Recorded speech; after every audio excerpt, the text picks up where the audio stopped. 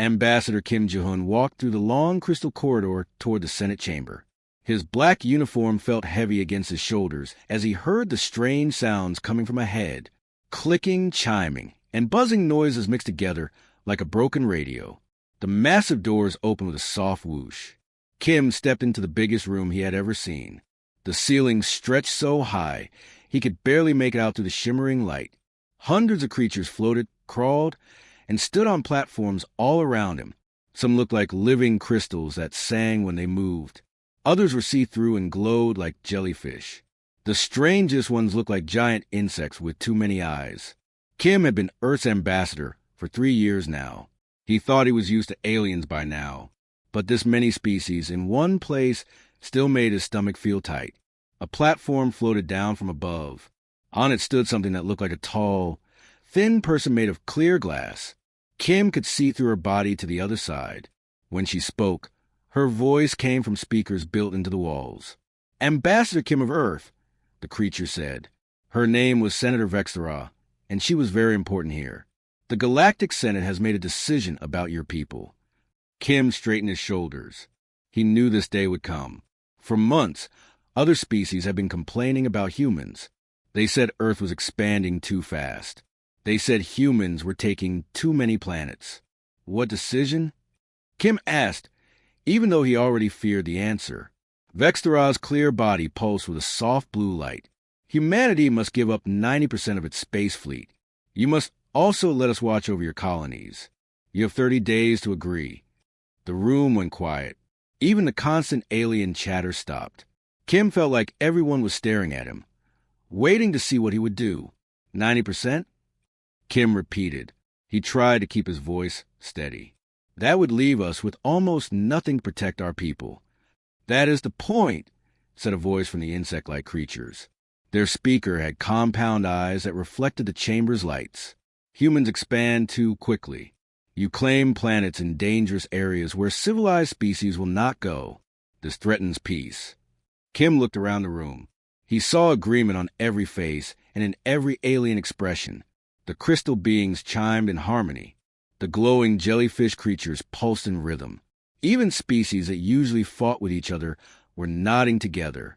"You have been members of our community for less than 50 years, Vexthera continued. "Yet you have built colonies in 37 star systems. Most species take centuries to expand so far. Because we are willing to work hard and take risks," Kim said. His voice was getting louder now, but he controlled himself. Getting angry would not help. "Every planet we have colonized was marked as worthless or too dangerous in your official reports." "Exactly," chimed one of the crystal beings. "Proper species do not waste time on such places. Your reckless behavior shows you cannot be trusted." Kim felt heat rising in his chest. These creatures lived in comfort and safety while humans worked in asteroid fields and near dangerous stars. Earth's colonies were built on hard work and courage. Now these aliens want to take it all away. "The outer systems you dismiss as worthless contain resources your people need," Kim said. "The mining stations humans built provide rare metals for your ships. The research bases we established have made discoveries that benefit everyone. Resources we can find elsewhere," Vexthera replied coldly. "As for your research, we managed perfectly well before humans arrived." More voices joined in from around the chamber. Kim heard complaints about human trade routes disrupting old agreements. He heard fears about human military ships seen near established colonies. He heard anger about humans settling disputes through direct action instead of endless debate. "We are not your enemies," Kim said, raising his voice so everyone could hear. "Humans have followed every law in the Galactic Charter. We have honored every treaty we signed. We have shared our discoveries and helped other species when they asked. And yet you continue to expand into areas we have specifically avoided," Vexthera said. "Areas too dangerous, too expensive, or too difficult for proper civilizations to manage. Your willingness to go where others will not makes you unpredictable. Unpredictable species are dangerous species." Kim understood now. This was not really about expansion or resources or safety. This was about fear. These ancient civilizations had grown comfortable. They had divided up the galaxy among themselves long ago.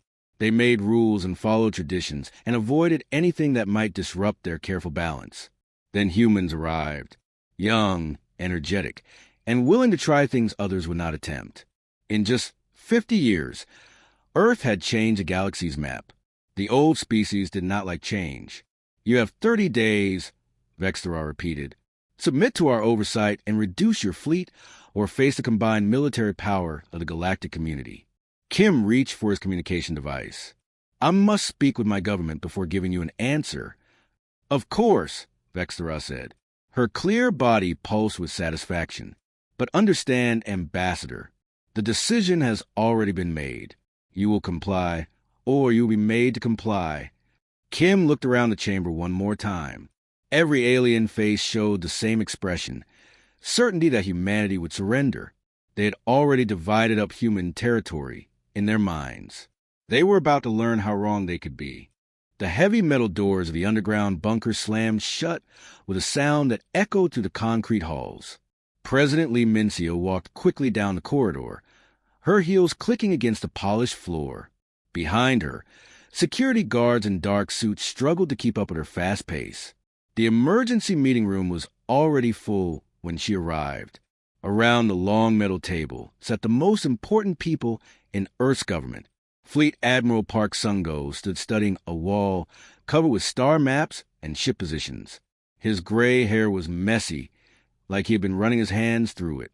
Director of Colonial Affairs Dr. Choi Yuna sat with stacks of papers spread in front of her, typing rapidly on 3 different computers at once. "How bad is it?" President Lee asked as she took her seat at the head of the table. Admiral Park turned from the wall maps. His face looked tired and angry at the same time. "They want 90% of our fleet, Madam President. That means we keep only our patrol ships and cargo vessels. Everything else gets handed over to them." "What about our colonies?" the president asked. Dr. Choi looked up from her computers. 43 million people live in our outer system colonies. Without military protection, they would be completely helpless. Any species could attack them, enslave them, or force them to leave their homes. President Lee felt a cold weight settle in her stomach. She had spent years building relationships with alien governments. She thought diplomacy could solve any problem. Now she was learning that some problems could only be solved with strength. "Tell me about our expansion again," she said. "I want to hear it from the beginning." Dr. Choi pulled up a holographic display that showed the galaxy in 3 dimensions. Green dots marked human colonies, while other colors showed alien territories. "When we joined the galactic community 50 years ago, they gave us a list of available systems," Dr. Choi explained. "Most were already claimed or marked as too expensive to develop. What was left were the frontier systems, places with dangerous stars, asteroid fields, radiation storms, or unstable planets." She pointed to the green dots scattered along the galaxy's outer edge. Other species said these systems were worthless. Too much risk for too little reward. But humans saw opportunity. Admiral Park walked over to the display. "Our mining crews work in asteroid belts that would crush alien ships. Our research stations operate near neutron stars that other species are afraid to approach. Our agricultural colonies grow food on planets with extreme weather that aliens consider uninhabitable. And it has been very successful," Dr. Choi added. "Human colonies produce 30% of the galaxy's rare minerals. Our research has led to breakthroughs in faster-than-light travel, energy production, and medical technology. Our agricultural worlds feed billions of people across dozens of species." President Lee studied the display. "So, why do they want to stop us?" "Because we make them look bad," Admiral Park said bluntly. "These alien civilizations are thousands of years old. They have had time to claim all the easy systems and develop comfortable lives. They avoid risk and follow old traditions. Then humans arrived." Dr. Choi continued. "We accomplish in decades what takes them centuries. We go where they're afraid to go. We solve problems they consider impossible. We make them question whether their slow, careful methods are really the best way." The room went quiet as everyone thought about this. President Lee had always been proud of human achievements in space. She never realized that their success made other species feel threatened. "What are our military options?" she asked Admiral Park. The Admiral pulled up different displays, showing ship positions and battle plans. "We have about 2,000 combat-capable vessels spread across our territories. The combined alien fleets have over 50,000 ships. In a direct fight, we would lose badly. But President Lee sensed there was more. Admiral Park smiled for the first time that day. But we have advantages they do not know about. Our ships are built for frontier conditions. They are tougher and more flexible than standard alien designs. Our crews have experience with dangerous situations that alien sailors have never faced. And we have been preparing for this possibility for years." Dr. Choi looked confused. "Preparing how?" President Lee and Admiral Park exchanged a look. The president nodded slowly. "Tell her about Protocol Lazarus," President Lee said. Admiral Park walked to a sealed cabinet in the corner of the room. He placed his hand on a scanner and spoke his name clearly. The cabinet opened with a hiss, revealing a single black folder marked with red letters. "Top secret." 3 years ago, we began a classified project, Admiral Park explained as he opened the folder. "We suspected that our rapid expansion would eventually cause problems with alien governments. So we started building hidden installations in our most remote systems." He spread photos and technical drawings across the table. Defense platforms disguised as research stations. Weapons manufacturing facilities hidden in asteroid mines. Supply depots built into seemingly worthless moons. And most importantly, a communication network that spans our entire territory. Dr. Choi stared at the documents. "This is incredible. How did you keep it secret?" "By using our reputation for taking risks," Admiral Park said. "Every time we announce a new mining operation or research project in a dangerous system, other species assumed we were just being recklessly brave as usual.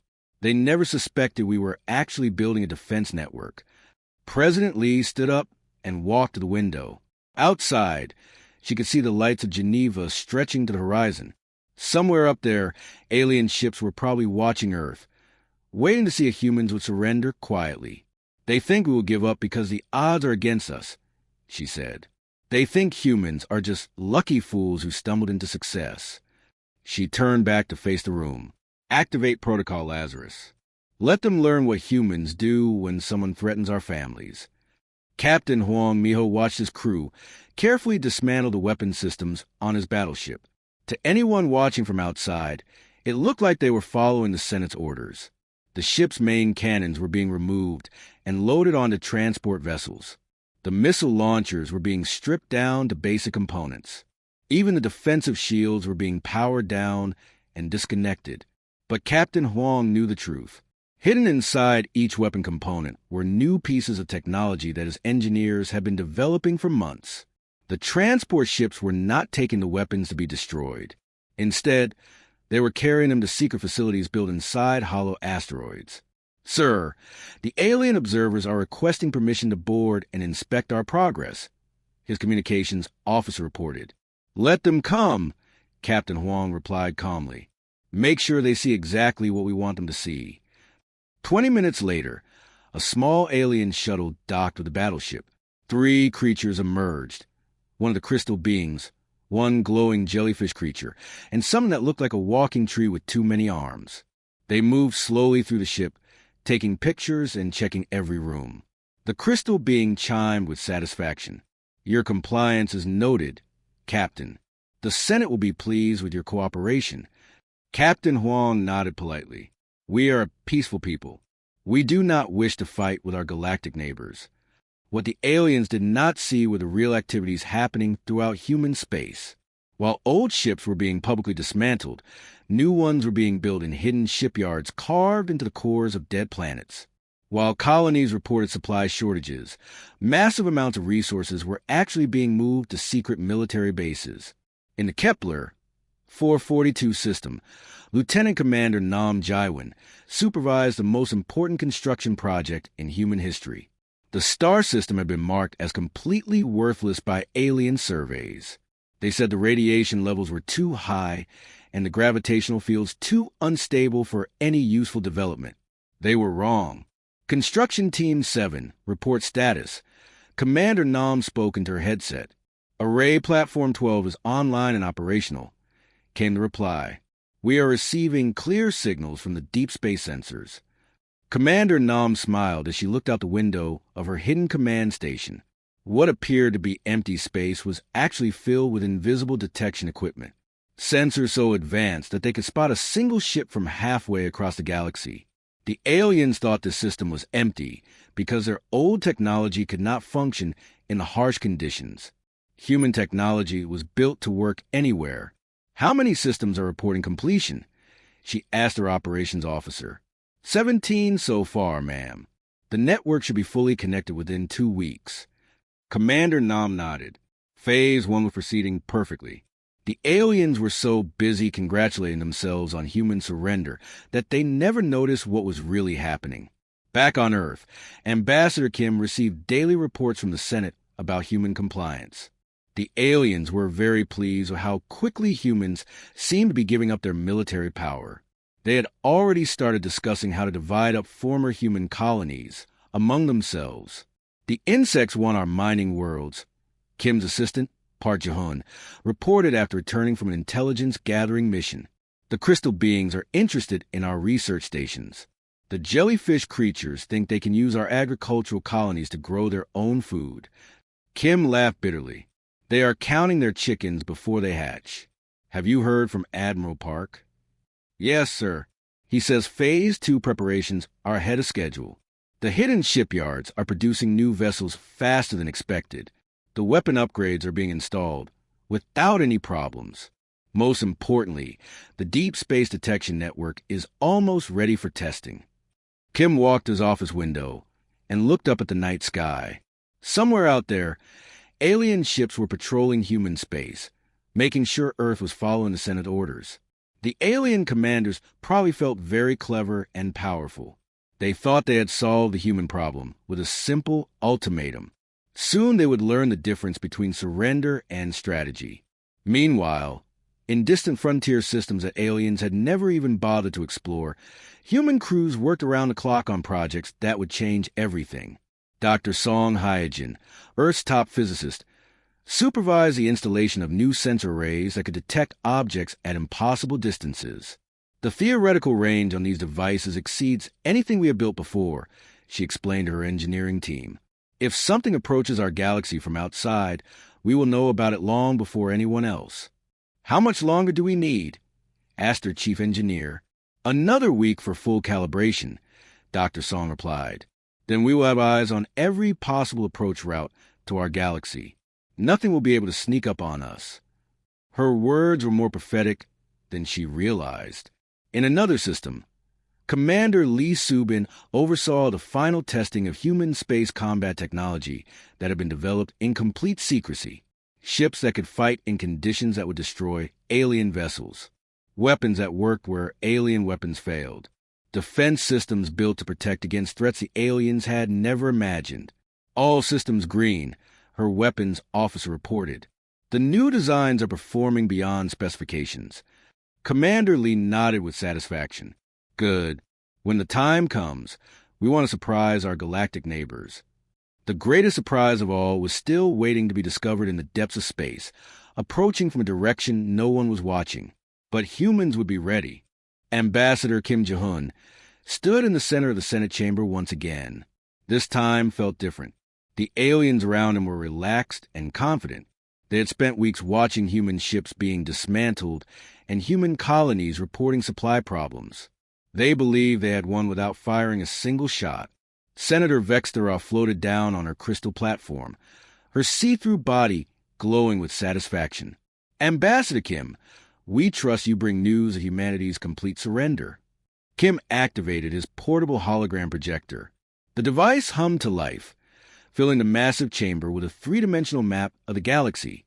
Green dots marked human colonies scattered along the dangerous outer rim.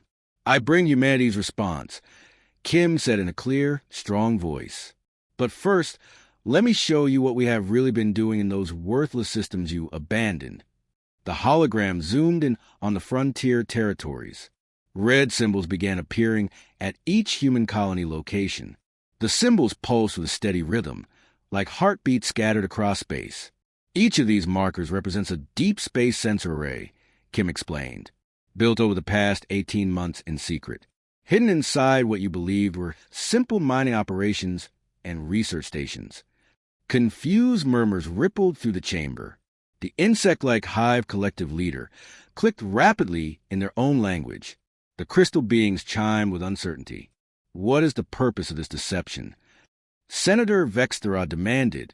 Her glowing form flickered with anger. Kim's expression became deadly serious. To watch for threats you never bothered to look for. The hologram shifted, showing sensor readings and data streams. Numbers and graphs appeared in the air, displaying information that made no sense to most of the aliens watching. For days ago, our sensor network detected something approaching from beyond the galactic rim. Kim continued, something that should not exist according to your databases and scientific theories. A new image appeared in the hologram. It showed distant space, far beyond any known star system. At first, the aliens saw nothing. Then Kim enhanced the display, and gasps echoed throughout the chamber. Ships, thousands and thousands of ships, moving in perfect formation through the darkness between galaxies. They were unlike anything in the Senate's records. Their design was strange and threatening, built for war rather than exploration or trade.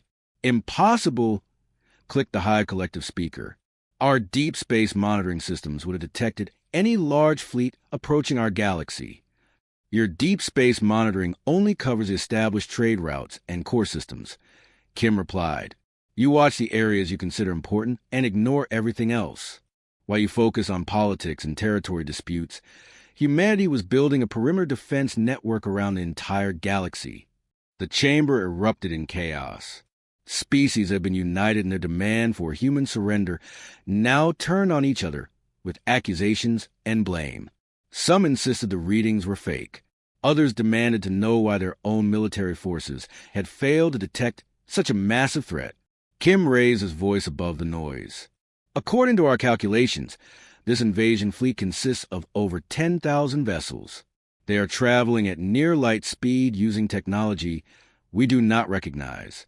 They will reach the outer colonies in approximately 4 months.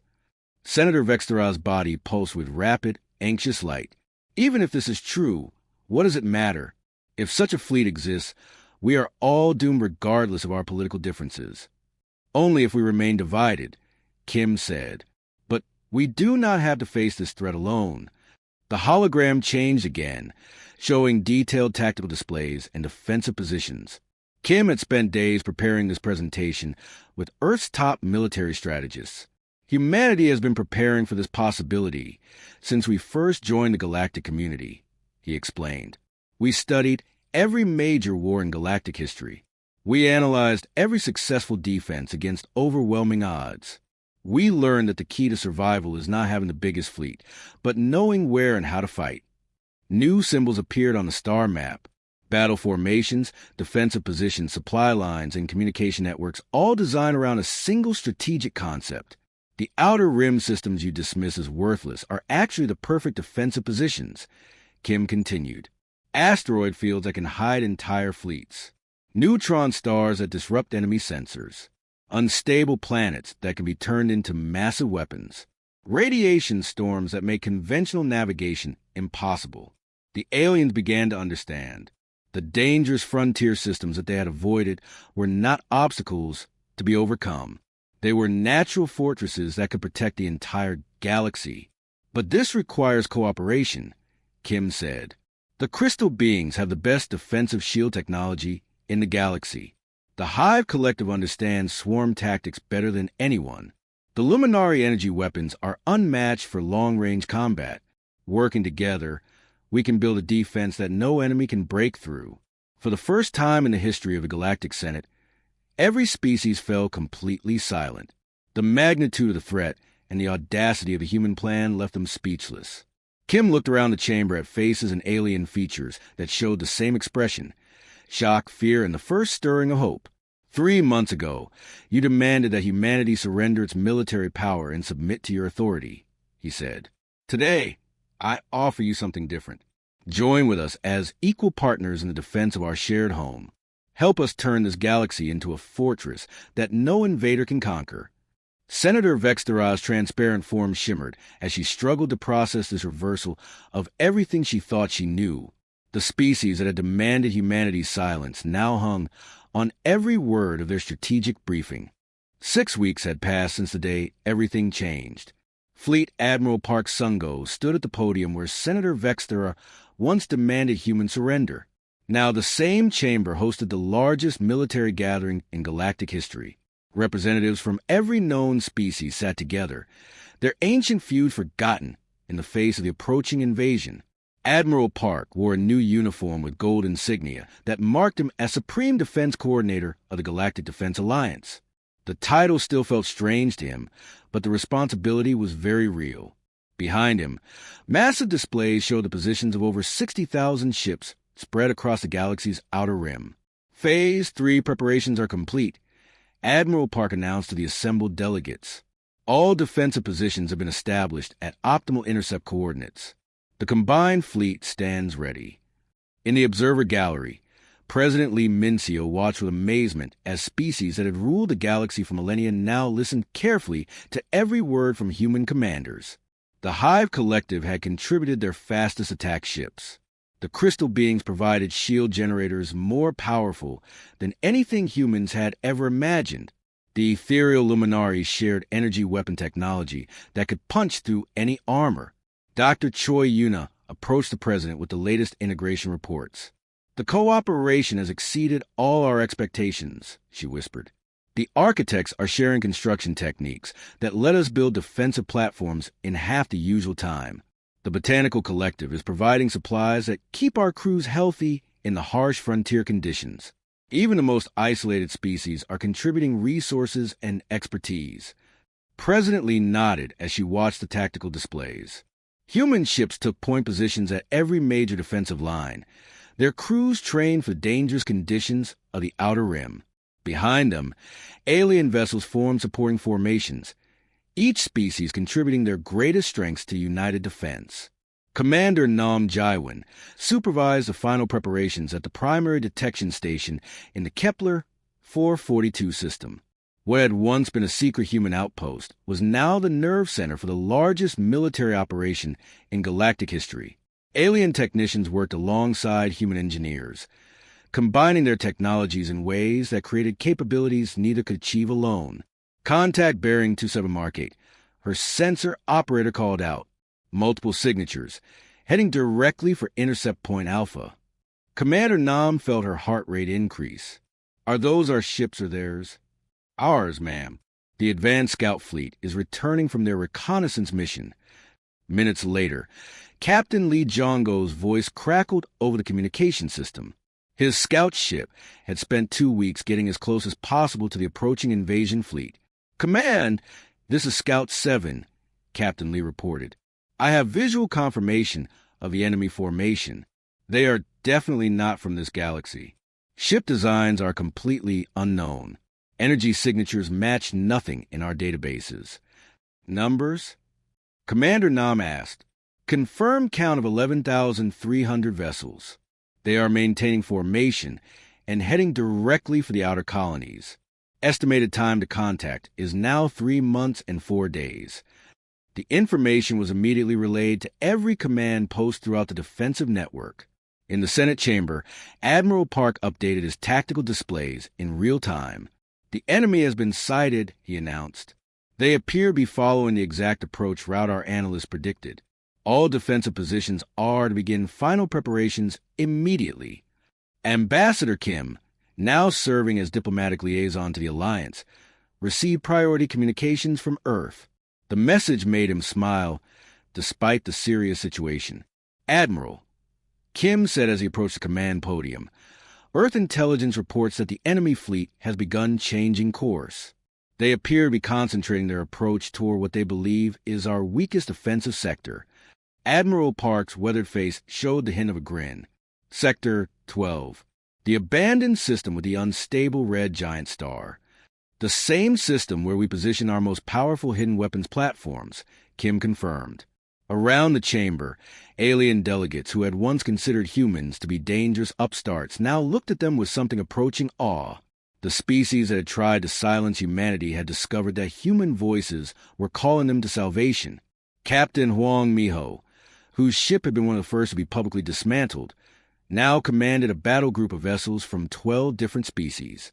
The weapons that aliens had watched being removed were now integrated with alien technology to create firepower beyond anything the galaxy had ever seen.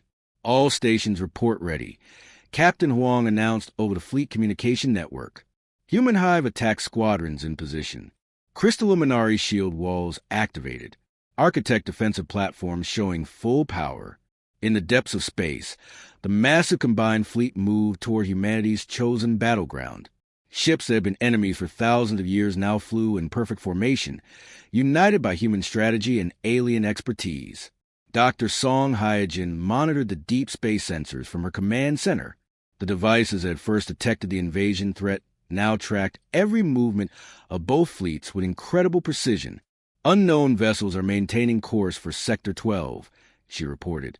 They have no idea what is waiting for them there. Admiral Park looked out at the assembled delegates one final time. Representatives of species that had demanded human surrender now waited for human orders. The chamber that had once echoed with calls for Earth submission now hung on every word from human commanders. "Today we stand together," Admiral Park said, his voice carrying to every corner of the galaxy through the communication network humans had built. "Today we show these invaders that our galaxy is defended not by one species, but by all species united." The greatest test was about to begin.